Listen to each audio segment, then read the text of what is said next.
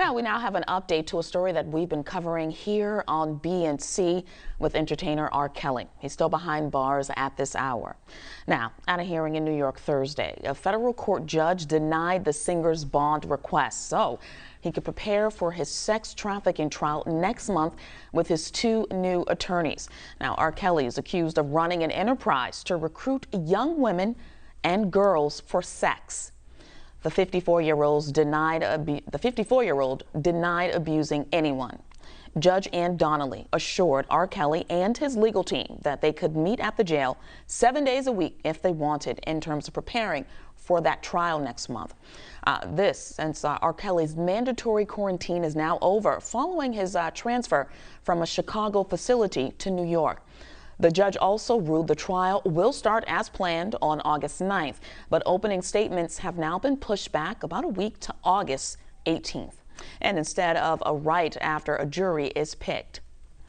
Now, R. Kelly apparently did not address the court at the hearing, except to exchange greetings with the judge. Now, here joining us to give us more insight is the man behind the case. Not R. Kelly, but his attorney, Leonard. He's part of that hearing, and he joins us again. Thank you for joining us, sir. You're one of several attorneys representing R. Kelly, who's facing multiple charges in several states. Attorney Leonard, thank you again. So let's jump right in. Mr. Kelly, as we all know him as is R. Kelly, he was in court in New York federal courtroom Thursday, and we understand you joined by phone from Chicago. Why do you think, or better yet, why was R. Kelly's bond denied? And did Judge Ann Donnelly give a reason? If so, what was it?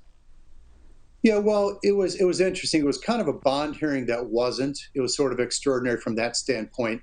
You know, traditionally in a federal court bond hearing, you spend your time arguing about why the person is not a flight risk and why they're not a danger to the community. This took on a different tenor because the reasons cited by counsel for the bond were issues that the judge was concerned about and really wanted to address with the counsel who filed the motion to make sure that he was really sort of serious about what he was saying. And, you know, she sort of started out by questioning him about whether he was really serious that he believed the MCC Chicago had been eavesdropping on his FaceTime meetings with counsel and his in-person meetings. And so because that's a real serious issue. If it were true, you know, you could get a case dismissed. And, you know, when that happens at any jail, anywhere, that's, you know, cause for alarm and cause for overturning, you know, hundreds of cases. So she was sort of taken aback by that allegation. And, you know, really the only response that the counsel had was that my other attorney, Ms. Blank Becker, told me that she thought it was true. And really, obviously, the judge was not pleased because if it were true, it would be something that would lead to criminal charges and that sort of thing. And then the other issue, who would face criminal charges, Attorney Leonard, if it were true? Oh yeah, well, if a jail or prison was tape recording meetings between attorneys and defendants or FaceTime meetings, they would be clearly federally prosecuted for doing that. So it's an extraordinary thing that really almost never happens. And if you want to make an allegation like that, you better make sure that it's true. And that's kind of what the judge was pointing out to the attorney. Got it. Okay. We also know that the judge also kept that August 9th court date, which gives the new attorneys very little time, as we discussed yesterday. I think the word we were trying to pronounce was Herculean efforts to get up to speed. See, I came back strong today. I got it right. You did. You did. Were you practicing? We both practice, exactly. Yeah. So now they literally have to race to get up to speed, but they did push back opening statements. Does this help his new defense team prepare now? And will you be joining? We also know that you requested to be removed from the case, you and attorney Steve Greenberg. Well, we won't be joining, but keep in mind, up until a couple weeks ago, you know, you keep characterizing them as a new defense team, but Mr. Farinella, Ms. Blank Becker, they've been involved for more than a year, maybe a year and a half. So they were participants in all the FaceTime calls 3 times a week with Mr. Kelly, and they had the opportunity, if they wanted to go meet with him in person in Chicago. So they're really not new to the case at all. They've been with the case, you know, since really almost its inception. The only new person is the trial lawyer that the 2 remaining lawyers brought in a trial lawyer because, as we've talked about, they just don't have federal criminal trial experience at all. So they brought in Mr. Kanek to essentially try the case. So we won't be joining that team. And, I think next week when the judge finishes what we talked about a couple times, this Curcio hearing, then she will allow our motion to withdraw.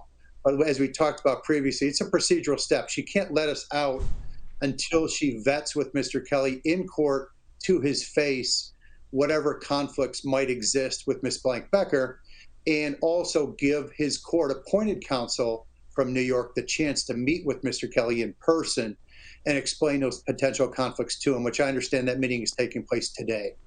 Now, you mentioned if a jail, was recording. Let me start over. Mr. Kelly assumed, or he felt, that someone was listening to his conversations. Now, with the judge saying that they can essentially meet every single day, do you think that will happen?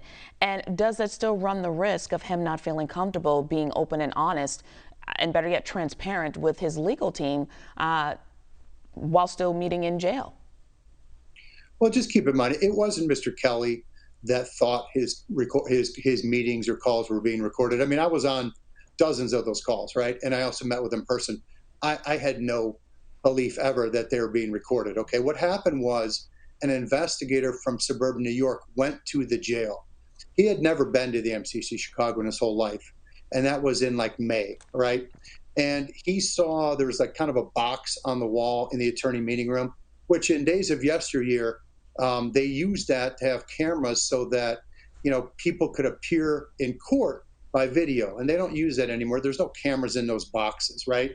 But the investigator, who was unfamiliar with the facility, assumed that, oh wow, maybe they have the capacity to tape us, which they don't, and they would never do, because it would be incredibly stupid. It would be the quickest means to get a case dismissed in federal court that you can possibly imagine, and all the guards at the jail would get federally prosecuted. So there's no concern that he was being taped in Chicago, and obviously all four of the attorneys were involved in all those FaceTime calls. There was no taping going on, and it wasn't really Mr. Kelly that brought the concern forward. It was that investigator who was just unfamiliar with the workings of Chicago MCC. Likewise, now Mr. Kelly is in the MCC in New York, in Brooklyn. There's no possibility that they're going to try to tape his meetings with the lawyers. That will never happen. And again, if it did, the attorneys will probably welcome it because they'd get the case dismissed immediately. So there's no concern there. And the good thing is Mr. Kanek, the new trial lawyer, will have the chance, if he wants, to meet with R. Kelly, every day of the week, including Saturday or Sunday, 8 hours a day. But, realistically, of course, he's not going to spend all his time doing that. When you're preparing for trial, you're going to be keenly focused on, developing your cross-examinations and getting ready for trial in that respect. But it is good that the judge is entering an order requiring that facility in Brooklyn to give them essentially unfettered access to Mr. Kelly. But remember, the other two attorneys have had that kind of access for a year, but it's important for Mr. Kanek, who's really going to try the case, to have that access to get the relationship with Robert Kelly going, to understand Robert's insight into all these witnesses who are going to testify against him. So it's extremely important that Mr. Kanek have that time with R. Kelly, and it'll be quite useful. Attorney Leonard, yes or no? We know you're going to be removed from this case, but he has other cases as well. Will you be representing him in those cases? That's something we're still talking about. So we don't have a decision on that. We're taking that under advisement, and we're not worried about that right now. The biggest thing for Robert is this case in New York, which is a winnable case. It's based upon a strange legal theory that doesn't fit R. Kelly's band, which is called the RICO statute. So this should be the focus, this case, winning this case, and not worrying about anything else. Got it. Attorney Leonard, thank you for joining us on BNC. We appreciate your insight, and best of luck. Thanks so much. Have a great weekend.